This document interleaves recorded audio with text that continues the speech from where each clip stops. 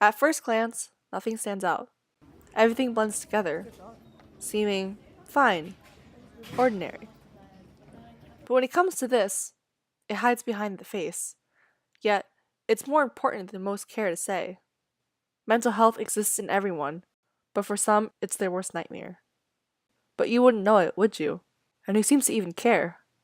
Do you care?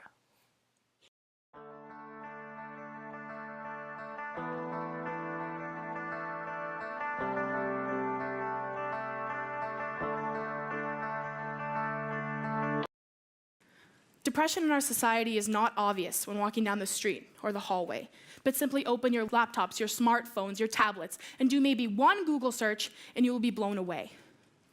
After my one Google search, I found that after a study conducted in this spring, 1.6 million Tumblr blogs were examined, and of those, 200,000 contained pictures, videos, and text posts of teenagers hurting themselves due to depression.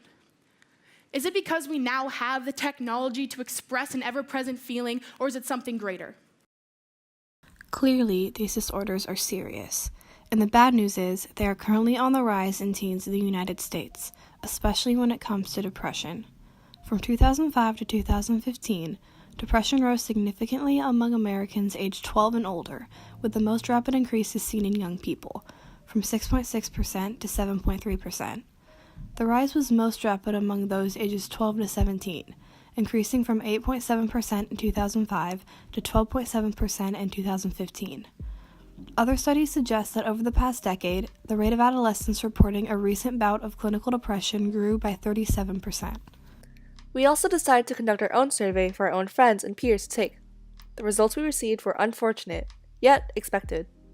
Ranging from middle school to those graduated, 60% of the participants claimed to have depression or a form of anxiety, whether it be self or professionally diagnosed. Here are some individual responses on how factors such as social media, school, and family life have affected teenage mental health.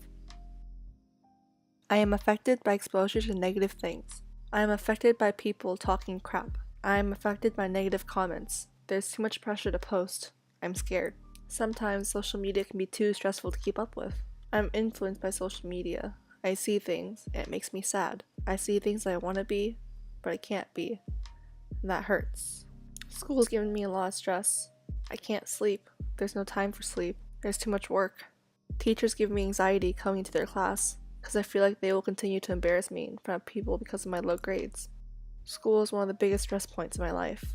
Exams create so much pressure that I get nervous, so nervous that I almost panic in class. School has a lot of bullying that people don't stick up for. School makes me afraid because I am forced to go into a class with people I don't like. School creates too much stress for me.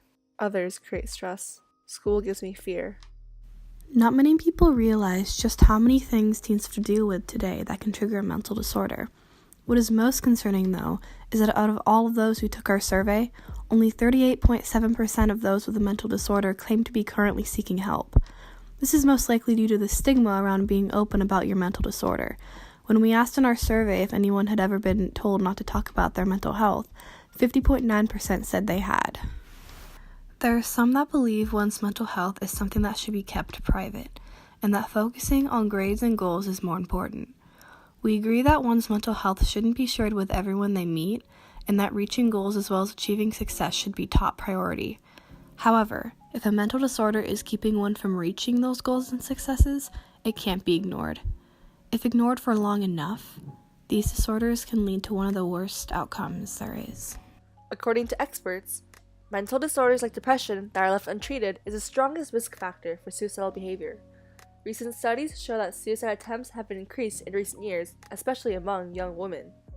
Suicide is something no teen or person should feel is all they have left in life. If there are solutions that avoid this horrible outcome, we need to be aware of them. We need to be putting them in action without a stigma that's stopping us. And thankfully, there are ways to help teens with their depression and anxiety. But first, it is important to be mindful of the signs. How are you supposed to know if your fellow peer or your child has one of these disorders? The most common warning signs that someone is experiencing depression are seeming apathetic, difficulty concentrating, indecisiveness, irresponsible behavior, loss of interest in things they used to enjoy, sudden drop in grades, use of drugs and alcohol, withdrawal from friends, or feelings of hopelessness. Even if only a couple of these signs are being exhibited, it is very possible that the person may have depression. When it comes to anxiety, the warning signs may be more difficult to pick up on, though are just as important to recognize.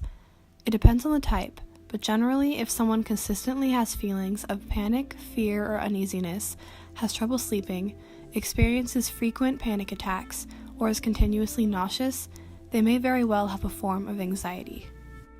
Once it has been recognized that someone has depression or anxiety, the potential solutions for the two disorders are really the same. First, try to make new friends. Having healthy relationships with peers is essential to a teen's self-esteem and provides a need for a social outlet. Next is to be active, whether it be in sports, a job, social activities, or personal hobbies. This helps teens to focus on positive rather than negative feelings and behaviors. And most importantly, don't be afraid to ask a trusted adult for help. Mental disorders should not be handled alone. There should be zero shame in admitting you need someone to help. When under the shadow of a mental disorder, it is easy to feel hopeless, to feel like it isn't important enough, or no one cares enough to make it better. But people do care. It just means taking the first step of caring enough for yourself. It isn't strange or unusual to have a mental disorder. It is very likely that one of your good friends suffers from one. If you yourself struggle with depression or anxiety, you are in no way alone. Imagine if every teen who had a mental disorder opened up and sought help. Maybe everyone in these hallways could find a way to smile and live life to the fullest. So please, if you think you're depressed or have anxiety, reach out. And if you know anyone and you think you've seen the warning signs, reach out to them or encourage them to seek the help they need.